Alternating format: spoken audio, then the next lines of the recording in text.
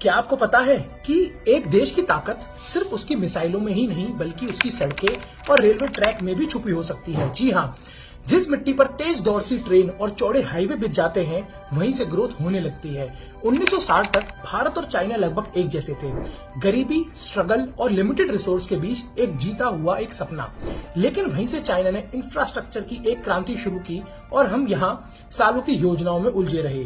China ने 1980 के दशक में तेजी से अपने रेल और रोड नेटवर्क पर इन्वेस्ट किया और आज उसके पास दुनिया का सबसे बड़ा हाई स्पीड रेल सिस्टम है जो कि 40,000 किलोमीटर से भी ज्यादा का है। चाइना का ये नेटवर्क उसकी फैक्ट्रीज, पोर्ट्स और मार्केट को इस तरह जोड़ता है कि हर सेकंड अरबों डॉलर का बिजनेस पॉसिबल हो जाता है।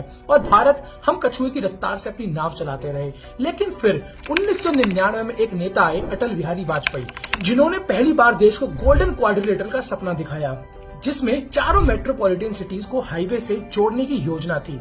इसके बाद जब 2014 में नरेंद्र मोदी सरकार सत्ता में आई तो उन्होंने इंफ्रास्ट्रक्चर एक चुनावी वादा नहीं बल्कि नेशनल प्रायोरिटी बन गया।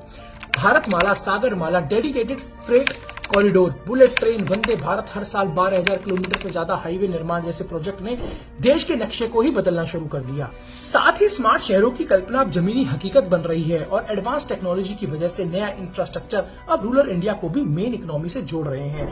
वहीं लॉजिस्टिक की लागत कम हो रही है, इन्वेस्टमेंट बढ़ रहा है और वर्ल्ड बैंक मानता है कि बेहतर इंफ्रास्ट्रक्चर भारत की जीडीपी को हर साल 2% तक बढ़ा सकता है। यही वजह है कि आज भारत दुनिया की चौथी सबसे बड़ी इकोनॉमी बन चुका है और अब सीधे उस पटरी पर दौड़ रहा है जो उसे इकोनॉमिक सुपर पावर की मंजिल तक ले जाएगी। अगर आप भी सच्चे देशभक्त हैं तो वीडियो को लाइक और शेयर जरूर करें।